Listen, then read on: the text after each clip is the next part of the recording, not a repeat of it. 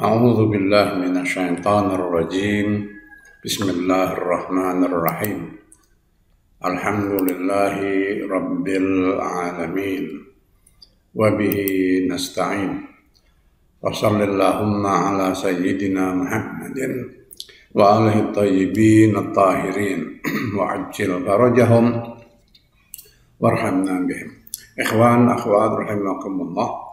Sama dengan umat muslimin lain, Syiah pun meyakini bahwa Allah subhanahu wa ta'ala bersifat mutakallim, ya, berbicara dan berkomunikasi dengan orang-orang tertentu yang ia kehendaki, yaitu para nabi dan rasulnya, termasuk rasul terakhir yaitu Muhammad sallallahu alaihi wasallam.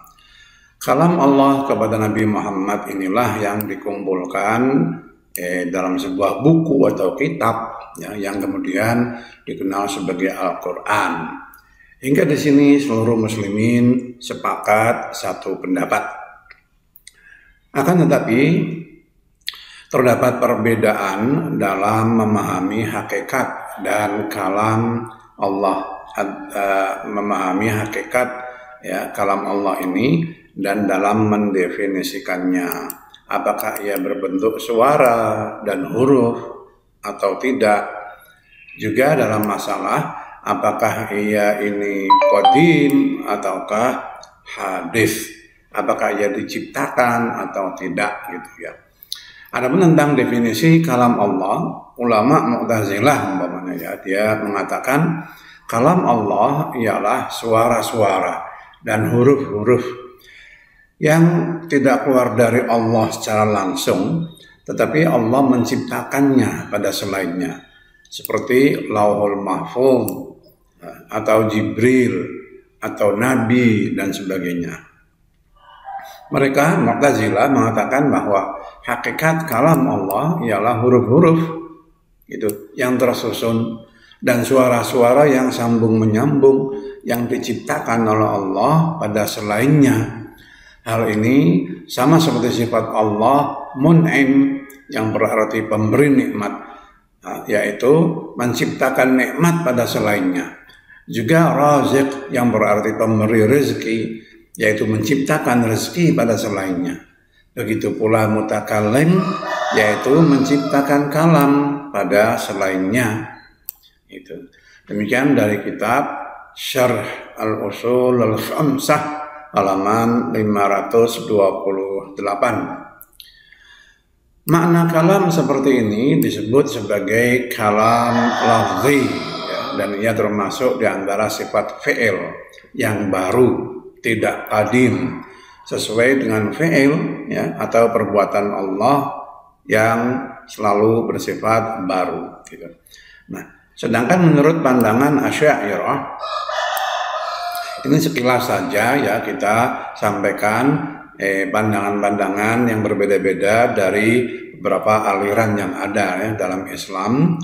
Asy'ariyah mereka mengatakan sebagaimana disebutkan dalam kitab Syarhul Mawaqif jilid 8 halaman 93. Asy'ariyah mengakui bahwa kalam Allah adalah hadis baru, ya, tidak qadim. Akan tetapi mereka memberikan arti lain dari kalam yang mereka beri nama kalam nafsi. Dalam menafsirkan kalam nafsi ini, Syekh Fadil Gusji, ya, mengatakan seseorang yang akan mendatangkan kalimat perintah atau larangan atau seruan, kalimat berita atau pertanyaan dan sebagainya, maka ia mendapatkan dalam dirinya makna-makna yang akan ia ungkapkan dengan lafaz-lafaz, ya, yang kami beri nama kalam hissi, gitu, ya. Jadi ucapan-ucapan, huruf-huruf, suara-suara itu mereka sebut sebagai kalam hissi. Ya. Akan tapi makna yang ia dapatkan dalam dirinya itu tidak berbeda dengan perbedaan ungkapan sesuai dengan kondisi dan istilah-istilah yang digunakan, di mana si mutakallim, ya, si pembicara bermaksud menyampaikannya kepada lawan bicaranya. Nah, makna demikian inilah yang kami beri nama kalam nafsi. Demikian di dalam kitab Syarah Tajridul I'tiqad, ya, ketika membahas tentang sifat kalamullah ini. Memang jika kalam diartikan seperti itu, dan jika yang demikian itu dapat dibenarkan, ya, kalam nafsi ini, maka ia merupakan sifat zat yang sudah barang tentu qadim, sebagaimana zat Allah itu sendiri. Ya. Akan tetapi makna yang demikian itu, yaitu kalam nafsi yang didefinisikan oleh Gusji itu, yaitu makna yang ada di dalam hati seseorang, dalam benak seseorang, yang belum ia ungkapkan gitu dengan kata-kata, dengan kalimat-kalimat, ungkapan-ungkapan. Nah, makna yang ada di dalam hati dan benak seorang ini, nah itu kalam nafsi. Maka yang demikian itu tak lain ialah ilmu itu sebenarnya. Ilmu lah, pengetahuan, ya toh.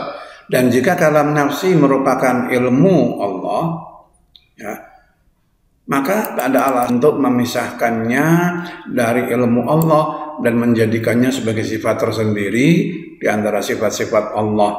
Itu mutakallim namanya. Allah itu mutakallim, Allah itu alim. Kalau kalam itu adalah ilmu, ya harusnya tidak usah disebutkan lah, dia dimasukkan ke dalam sifat ilmu Allah itu. Ya, paling tidak nanti di situ dijelaskan, di dalam sifat ilmu Allah ini dijelaskan bahwa ada sebagian atau ilmu Allah itu yang disebut sebagai kalam nafsi. Nah, kan begitu ya. Baik, demikianlah ya pendapat-pendapat berbagai atau beberapa lah gitu ya aliran yang ada di dalam Islam itu. Nah, saudara sekalian, ada baiknya kita pelajari pula kalam Allah menurut Al-Quran. Karena ternyata di dalam Al-Quran akan kita temukan berbagai macam kalam Allah yang dapat kita simpulkan dari beberapa ayat ya berikut ini. Pertama, kalam lafzi. Allah Subhanahu wa taala berfirman, A'udzubillahi minasyaitonirrajim. Bismillahirrahmanirrahim. Falamma ataha nudiya min syati'il wadil aymani fil buq'atil mubarakati minasyajarah an ya Musa inni anallahu rabbul alamin. Ketika ia, yaitu Musa alaihissalam, mendatanginya tempat api yang dilihat ya oleh Nabi Musa ini, nah, setelah datang ke tempat itu, ia diseru dari pinggir lembah di kawasan yang diberkati. Seruan itu datang dari sebatang pohon. Hai Musa, sesungguhnya aku adalah Allah, Tuhan semesta alam. Ini surat Al-Qasas ayat 30 gitu ya. Ayat ini menunjukkan bahwa Allah Subhanahu wa taala menyeru Nabi Musa alaihissalam dan berbicara kepadanya ya melalui pohon, baik dengan menciptakan suara-suara padanya ya. Pohon itu berbicara gitulah gitu ya. Sebagaimana pendapat sebagian ulama, atau dengan menjadikannya sebagai hijab. Lalu Allah berbicara kepada Musa dari balik hijab tersebut. Gitu. Yang jelas kalam Allah kepada Musa alaihissalam sebagaimana disebutkan dalam ayat di atas berdasarkan berbagai riwayat yang menafsirkannya ialah dengan menciptakan suara-suara. Gitu. Karena Nabi Musa mendengar suara-suara tersebut. Ya, ini yang pertama. Yang kedua, kalam dipahami gitu sebagai wahyu gitu ya. Nah, yaitu dengan memunculkan makna saja atau lafal atau teks kalimat gitu beserta maknanya di dalam hati para nabi dan selain nabi, ya, yaitu para aulia ilahi, siapapun yang Allah ingin menyampaikan kalamnya ini ya kepada mereka. Nah, kalam ini disampaikan Allah dalam bentuk wahyu, yaitu semacam inspirasi gitu ya, yang dimunculkan di dalam hati atau benak seseorang. Nah, itu baik dengan perantara atau tanpa perantara. Allah Subhanahu wa taala berfirman, "Maka li basyarin an yukallimahullahu illa wahyan aw min wara'i hijab aw yursila rasulan fayuhi bi iznihi ma yasha innallaha aliyyun hakim." Tidak seorang pun yang Allah berbicara kepadanya kecuali melalui wahyu atau dari balik tabir, ya. Jadi dibilang kecuali melalui wahyu, atau dari balik tabir, atau mengutus utusan yang mewahyukan dengan seizinnya apa saja yang ia inginkan. Sesungguhnya ia maha tinggi lagi maha bijaksana. Yang dimaksud dengan melalui wahyu ialah pemberian wahyu tanpa perantara. Itu tadi seperti inspirasi, ya, pemahaman langsung muncul begitu di dalam hati seorang nabi rasul gitu. Sedangkan yang dimaksud dengan mengutus utusan ialah pemberian wahyu dengan perantara malaikat, sebagaimana dijelaskan pula dalam firman-Nya dalam ayat lain, ya, yaitu surat Asy-Syu'ara ayat 193 dan 194. Nazala bihi ruhul amin ala qalbika litakuna minal munzirin. Yang dibawa turun oleh ruhul amin, yaitu malaikat Jibril alaihissalam, ke dalam hatimu agar engkau sampaikan itu ya sebagai peringatan. Nah, sedangkan yang dimaksud dengan dari balik tabir, ya, min wara'i hijab gitu, ialah suara-suara yang didengar, sementara sumber suara itu sendiri tidak tampak. Ya, jadi itu arti kedua, kalamullah dalam Al-Quran adalah wahyu gitu ya, informasi-informasi rahasia yang Allah berikan langsung ke dalam hati dan pemahaman seorang nabi atau rasul dan lain-lain. Yang ketiga, ciptaan Allah. Ada beberapa ayat yang mengatakan bahwa Allah Subhanahu wa taala menyebut beberapa ciptaannya sebagai kalamnya.